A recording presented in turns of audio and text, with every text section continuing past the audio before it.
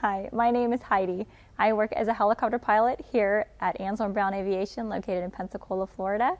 I fly helicopter tours up and down the beach. Over the aqua blue waters, we see dolphins and stingrays, and we fly passengers here. So in addition to flying helicopter tours, we also do external load operations where we carry things under the aircraft. We do power line inspections for the power companies. We also do roof inspections for roof completion. We help out with construction sites by flying over and inspecting to see how far they've completed it. So in addition to being a helicopter pilot, I'm also an airframe and power plant mechanic, which isn't typical for most pilots. However, I spent about 8 years in the Coast Guard as a crew chief on H-60s, and with that sort of a background, I was able to qualify to get my mechanic license. So when we finished flying the helicopter for 100 hours and it's due for a 100-hour inspection, I would also complete that maintenance as well. So talking about stress levels in my line of work, flying tours, there's not a lot of stress. Flying tours, it's a lot of fun. But when we do come into like power line inspections or doing surveys over buildings, in order to do that job properly, you really have to get the aircraft in a lower position. So you're presenting yourself a lot more obstacles. So that's an element of stress. Also meeting deadlines. Sometimes a customer needs you there right there, and you pull out the helicopter and there's something small that's wrong, so you got to get it fixed and try to get it up and running, or you got to switch another aircraft. So that's definitely probably the biggest stress level, is trying to meet deadlines and making sure you're flying the aircraft in a safe way in a dangerous location.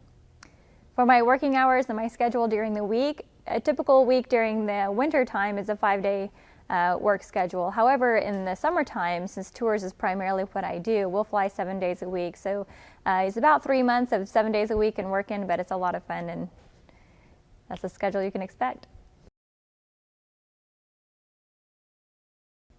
So concerning the education and type of degrees or certificates you might need to become a pilot, you will need to go to flight school, and you start with your private license and work all the way with your commercial and your flight instructor license. So when you're considering a flight school, my recommendation is that you find one that's associated with a degree program with a college. A lot of times you can find a flight school that's associated with a 2-year degree program. So you're at least going to get an associate's in aviation science or professional pilot, and this will help in gaining the needed funding to complete flight school. Things that you might not expect to need is you will need to do well at math. You don't have to be good at math. You can get good at the equations that you have to learn, but you do have to do math. A lot of people who are considering a career in aviation, they underestimate the amount of studying that's going to go into it. It takes a lot of studying. You can expect, if you can go to flight school without having to work, you can get done in about a year, maybe slightly over a year. If you have to work like I did, it took me a little over 2 years to get through because I had to work as well as going to flight school.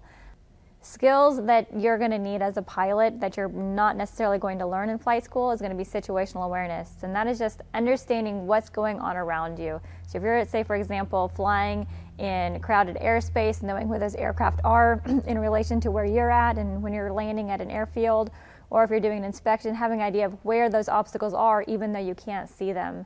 Also, a good skill to have is reading a map, because you'll have to read the maps for airspace and the terrain of the earth. So knowing how to read a map, situational awareness, big ones. So best parts of the job of flying a helicopter is the view, in my opinion. I love being in the sky. I love looking down on the ocean, on the mountains, and being hundreds and thousands of feet in the air. I think it's fantastic. The other best part of this job is the dynamics of it. One day you might be doing a tour, the other day you're hauling a load, another day you're doing an inspection. So it's different, and it's fun, and it's exciting. And it does take a certain amount of skill. You know, you've worked really hard to attain that. So being able to go work really hard for a qualification, become a pilot, and then use it and get paid for it, I think is a dream come true. Worst parts of being a pilot is the pay after you finish flight school. So becoming a helicopter pilot can cost you anywhere between $90,000 to $120,000. And when you first graduate flight school, it's very important to get a job almost right away for a currency. And then when you do get that first job, you're going to be flying a lot of hours and not getting paid a lot. So it usually takes between 3 and 5 years actively flying in this industry before you can really start to see a reasonable paycheck for the amount that you paid for your training. All right, final advice for people considering a career in aviation. A big one is being financially prepared. So one of the ways you can do that is either go to flight school in the military, get a position that way, or what I did is I was active duty for 8 years, and then I used my post 9/11 GI Bill to pay for flight school, which helped a lot. If you're coming at it bare bones, set up yourself financially to start flight school and finish flight school, because if you run out of money, you're going to slow down, you're not going to be as proficient, and it's just going to be a lot more difficult for you. So I would say be financially prepared, research what it's going to take. Also, research the industry you want to be a part of. Helicopters do all sorts of jobs. You can fly tours, you can become a corporate pilot, you can do firefighting in California, you can do logging, you can hook up chainsaw to the bottom of the helicopter and trim trees.